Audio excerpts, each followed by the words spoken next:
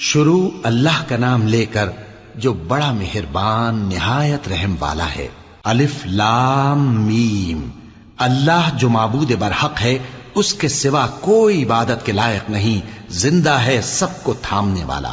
اس نے اے نبی تم پر سچی کتاب نازل کی جو پہلی آسمانی کتابوں کی تصدیق کرتی ہے، اور اسی نے تورات اور انجیل نازل کی تھی۔ یہ دو کتابیں اس نے پہلے نازل کی تھیں لوگوں کی ہدایت کے لیے، اور پھر قرآن جو حق اور باطل کو الگ الگ کر دینے والا ہے نازل کیا۔ جو لوگ اللہ کی آیتوں کا انکار کرتے ہیں ان کو سخت عذاب ہوگا، اور اللہ زبردست ہے، بدلہ لینے والا ہے۔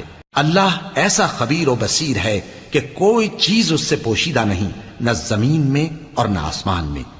وہی تو ہے جو ماں کے پیٹ میں جیسی چاہتا ہے تمہاری صورتیں بناتا ہے، اس غالب حکمت والے کے سوا کوئی عبادت کے لائق نہیں۔